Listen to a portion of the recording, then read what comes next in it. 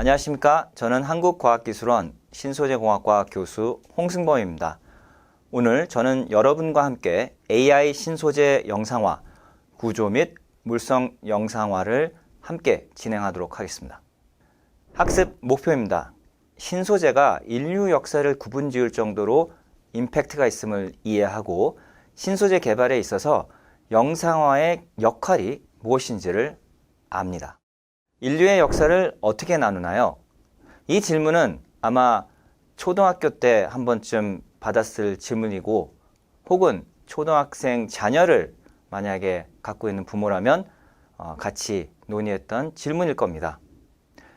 이 슬라이드의 그림처럼 석기시대, 청동기시대, 철기시대, 또 현대 와서는 복합 또는 나노복합 재료 시대, 이렇게 이제 시대가 구분되고 있는데, 바로 소재가 큰 획을 긋는다는 것을 아마 알고 계실 겁니다. 즉, 소재가 바뀔 때마다 인류의 문명이 크게 바뀌었다는 것을 알 수가 있고, 그만큼 소재의 임팩트는 매우 큼을 알 수가 있죠. 그런데 연대기를 보시면 기원전 3300년, 기원전 1200년, 기원전 600년, 또 현재 2000년, 이와 같이 이러한 소재의 변화는 자주 일어나지 않는다는 것을 또 아실 수가 있어서, 당대에 있어서 소재가 변화하는 일은 별로 없었다. 그래서 소재가 정말 중요한지 잊고 사는 경우가 많았습니다. 그런데 인공지능이 발달되고 집단지성이 발달되고 산업혁명이 일어나면서 이러한 신소재, 즉 역사를 바꿀 수 있는 신소재가 나오는 주기가 점점 짧아지고 있고, 현재는 20년인데 앞으로는 5년, 또 가까운 미래는 1년마다 새로 나올 수 있는 그런 시대가 도래할 것입니다. 이러한 임팩트 있는 소재를 만들기 위해서 사람들이 어떤 노력을 경주해왔고, 거기에서 영상화가 어떤 역할을 했는지 함께 고민하는 시간을 좀 갖겠습니다. 우선 소재 영상화의 진화를 이제 손쉽게 알아듣기 쉽게 설명하고자 제가 조선시대의 김정호 선생님을 소환했습니다. 아마 역사에서 기억하실 겁니다. 수레와 측정기, 측정자를 놓고 평생 동안 한반도를 9번 종횡으로 다니면서 직접 측량해서 만든 지도가 대동여 지도라는 것을 아실 수 있고, 이분이 이러한 지도를 만들었을 때는 당대의 가장 정확한 지도였다는 것도 아마 배워서 아실 겁니다. 어떻게 보면 이분은 한반도의 지형을 영상화하기 위해서 본인이 어떤 탐침이 돼서 X축, Y축으로 다니면서, 스캔이라고 하죠. 다니면서 G축 높이를 측량한 최초의 아마 조선시대 사람이었을 거고, 그로 인해서 굉장히 유용한 정보를 저한테 줬을 겁니다. 예를 들어 가장 높은 산이 어디냐라고 했을 때 백두산이고, 그 백두산의 높이는 얼마다라는 정량적인 수치까지 아마 주실 수 있었을 겁니다. 그런데 이렇게 평생을 들여서 얻을 수 있는 정보를 현대에는 인공위성 GPS 사진으로 1초도 안 되는 시간에 얻을 수가 있습니다. 같은 영상화인데 하나는 60년이 걸리고 하나는 1초가 걸린다면 어디가 더 경쟁력이 있을까요? 바로 짧게 걸리는 인공위성이 훨씬 더 경쟁력이 있을 겁니다. 즉, 영상화를 통해서 얻은 구조 정보를 더 빨리 얻는 것이 기술 경쟁력의 큰 핵심 중에 하나라는 거죠.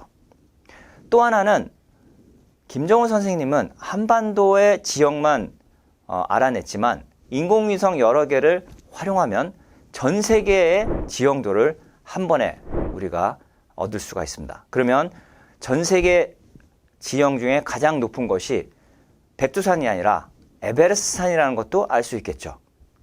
이것은 무엇이냐? 즉, 영상화가 같은 영상화라도 스케일이 크고 광범위할수록 훨씬 더 최적의 조건, 정말 글로벌 최적점을 찾을 수 있다는 것이죠. 그래서 영상화에 있어서는 속도, 정확도, 그리고 스케일러빌리티, 즉 얼마나 스케일링을 할 수 있느냐가 중요한 그런 요건이 되겠습니다.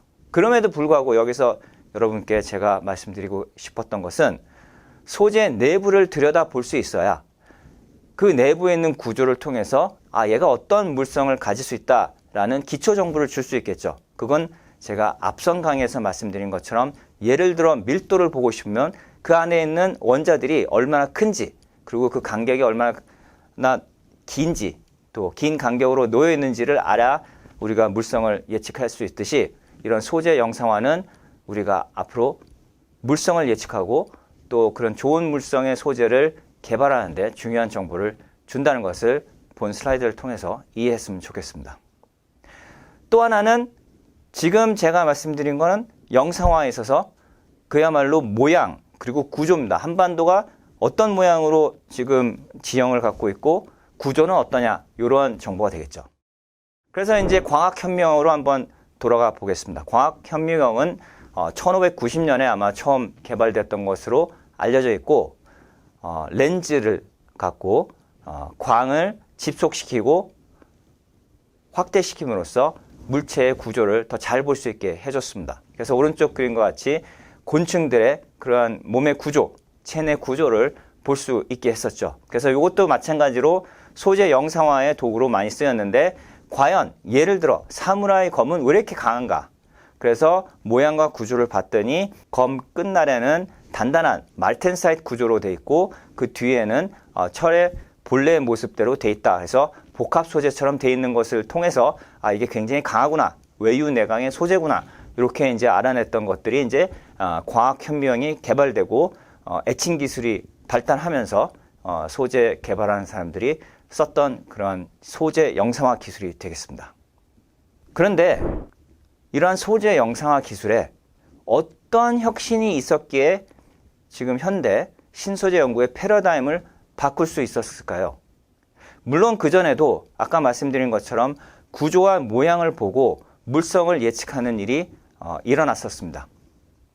하지만 구조와 모양만 보는 일 갖고는 그 복잡한 물성을 디자인하는 것이 쉽지 않았습니다.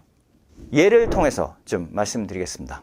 요거는 네이버 지도입니다. 보시는 바와 같이 우리나라 지도가 있고, 제가 현재 대전에서 서울로 이제 자동차를 갖고 여행을 가야 되는데 어떤 길로 가야 가장 빠르고 그 가장 빠른 길은 얼마나 시간이 걸리는지를 좀 알고 싶습니다. 예전에는 지도 그리고 내 차의 평균 속도를 갖고, 예를 들어서 거리가 150km고 내 평균 속도가 100이다 그러면 1시간 반 걸리겠구나, 이렇게 예측할 수 있었습니다. 그런데 현대 와서는 구조뿐만 아니라 길의 특성, 즉 교통 상황이 어떤지까지 알 수 있기 때문에 훨씬 더 정확한 도착 시간을 알 수가 있습니다. 즉 구조만 영상화하는 것이 아니라 물성도 영상화할 수 있으면 훨씬 더 설계하기 쉽다는 것이죠. 마찬가지로 소재 영상화에 있어서도 앞서 보여드린 네이버 지도처럼 구조만 보여주는 것이 아니라 교통 상황, 즉 그 구조 내에서 원자나 이온들이 어떻게 움직이는지 그러한 정보까지 함께 줌으로써 소재 개발의 혁신이 가속화되기 시작했습니다. 그래서 그 예를 하나 여기서 보여드리는데, 오른쪽에 보이는 도표와 왼쪽에 있는 그림들을 좀 눈여겨보시기 바랍니다.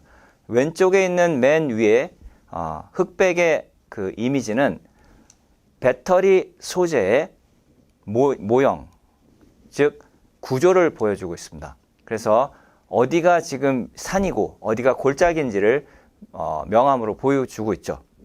그 다음 그림은 그런 같은 구조 내에서 리튬 이온이 어디에 많이 지금 모여 있고 어디에 별로 없는지 그런 인구 밀도처럼 도표를 보여주고 있으며, 그 아래쪽은 어느 부분이 배터리 소재 내에서 활물질이고 어느 부분이 바인더인지를 보여주고 있습니다. 그래서 세 가지 정보를 한꺼번에 주기 때문에 리튬을 충방전시켰을 때 이 리튬이 어느 부분으로 잘 들어가고 얼마나 빨리 가는지, 그런 교통 상황들을 이온 확산 속도라는 변수를 통해서 영상화하고 있는 거죠. 그러한 데이터를 정량적으로 캘리브레이션 한 것이 오른쪽 도표가 되어 있고, 보시는 바와 같이 확산 계수를 정량화하는 작업이 가능함을 논문 출판을 통해서 저희들이 보고한 바가 있습니다. 따라서 이온 확산 속도의 어떤 평균치만 갖고도 물론 충방전 시간을 예측할 수 있지만 더더욱 정확한 것은 이온이 각 구조 내에서 얼마나 막히고 얼마나 뚫리냐를 정확하게 영상화시킴으로써 더더욱 정확한 충방전 시간을 예측하게 만들어주는 거죠. 따라서 이러한 도구를 갖고 우리가 배터리 소재를 설계했을 때 훨씬 더 용량도 크고 또 빠르게 충방전이 되는 그런 소재를 개발할 수 있게 되는 겁니다. 자, 이제 상상을 좀 해보겠습니다. 아까 봤던 대동여 지도보다 훨씬 더 간단한 지도입니다. 만약 지도를 보면 우리는 사실 구조에 대한 정보밖에 없습니다. 이 상상의 땅을 한번 보십시오. 육지가 있고 바다가 있습니다. 근데 왼쪽에 왠지 움푹 들어가 있습니다. 그러면 어떤 정책을 결정하는 사람들이 우리가 땅이 좁으니 땅을 좀 넓혀야겠다 해서 간척 사업을 한다고 생각해 봅시다. 그러면 다른 정보 없이 구조 정보만 갖고 판단을 한다면 저 왼쪽에다 그냥 라인을 긋게 될 것입니다. 하지만 거기엔 항상 리스크가 있습니다. 어떠한 위험이 있고 또 어떤 피해가 올 수 있을지 어떠한 이익이 오는지를 정확하게 알 수가 없겠죠. 그런데 만약 영상화 기술이 뛰어나서 이러한 지도 위에 우리가 간척 사업을 했을 때 어떤 경제적, 환경적 비용이 드는지 그리고 어떤 경제적, 환경적 이익이 생기는지를 정량화해서 보여준다면 그렇다면 이 영상은 훨씬 그 정책을 입안하고 또 결정하는 사람들한테 더 유용한 그런 영상화 기술이 될 것입니다. 그래서 해봤더니 영상에서 훨씬 더 이익입니다 하면 이렇게 간척 사업을 할 수가 있는 거죠.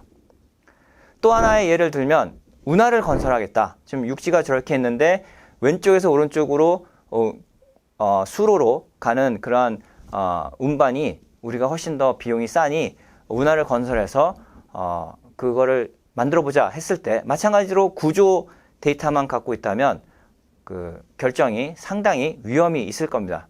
그런데 그런 운하를 건설함에 있어서도 비용과 이익이 정확하게 정량적으로 영상화된다면 보시는 바와 같이 운하를 뚫었을 때 훨씬 좋다라는 정책적 판단의 과학적 근거를 보여줄 수 있겠죠. 자, 이러한 단순한 그 만화 같은 영상화 기술을 이제 소재에 한번 적용을 해보겠습니다. 보시는 바와 같이 본 소재는 진콕사이드라는 앞전체입니다. 세라믹이죠. 벽돌 같은 세라믹은 잘 아시겠지만 취성 파괴가 됩니다. 무슨 얘기냐? 금속 젓가락은 이렇게 부러뜨리려면 엿가락처럼 늘어나다가 그제서야 끊어지지만 벽돌이나 유리창은 그러한 엿가락처럼 늘어난 거 없이 바로 파괴가 되는 거죠. 그래서 사실 굉장히 신뢰성이 적습니다. 그런 신뢰성이 적은 세라믹을 어떻게 하면 나무젓가락처럼 늘리면서도 본인이 갖고 있는 물성을 최대한 발휘할 수 있는가? 이게 이제 저희 숙제였습니다. 그래서 앞전 개수는 그대로 두면서 탄성 한계를 늘릴 수 있는 구조, 저희가 시뮬레이션을 통해서 확인한 결과 바로 마이크로 스케일 운하, 아까 말씀드린 것처럼 운하 건설을 하면 전체의 앞전 개수는 영향을 주지 않으면서 탄성 한계를 늘릴 수 있다라는 결론을 얻었고, 그러한 계산 근거한 영상을 통해서 실제 소재 합성을 해서 평가한 일예가 되겠습니다. 다음 슬라이드는 그래서 구조와 물성을 같이 영상화할 수 있는 부분이 아까 배터리 소재 말고 또 다른 건 없느냐라는 질문에 대한 답이 되겠습니다. 배터리 소재는 예를 들어 리튬 이온이 얼마나 많이 한 장소에 모일 수 있고 그걸 얼마나 빨리 빼고 집어넣을 수 있느냐라는 질문에 대한 답이 중요하다고 하면 메모리 소재 같은 경우에는 예를 들어 플래시 같은 경우에는 전자가 한쪽에 잘 머금어 있다가 얼마나 빨리 들어가고 나갈 수 있는가, 혹은 분극이 얼마나 빨리 다른 방향으로 스위칭이 되고 반전이 되고 그걸 얼마나 유지할 수 있는가, 이런 질문에 대한 답을 해줘야 될 것입니다. 그런 답을 해줄 수 있는 영상화 기구들이 개발되어서 보고되고 있습니다. 한 예가 일본의 도쿠 대학에서 했던 스캐닝 Non-Linear Dielectric Microscopy SNDM이 되겠고, 보시는 바와 같이 마이크로파를 AFM, 즉 원자간역 현미경 탐침을 통해서 뿌려서 각 지점의 유전율, 텐서를 영상화시키면 그 소재의 표면 구조뿐만 아니라 그 소재 내에 있는 분국의 분포를 알 수가 있고, 저렇게 분국을 작게 바꿨을 때 얼마나 높은 정보 저장 밀도를 갖는 소재가 될지까지 보여주는 한 예가 되겠습니다. 보시는 바와 같이 보시면 한 2.8나노 정도의 정보를 저장할 수 있다, 이렇게 나와 있죠. 요거는 이제 테라비트 퍼 스퀘어 인치로 하면 1테라비트 퍼 스퀘어 인치보다 훨씬 더 높은 그런 정보 저장 밀도를 구현할 수 있다 하는 예가 되겠습니다.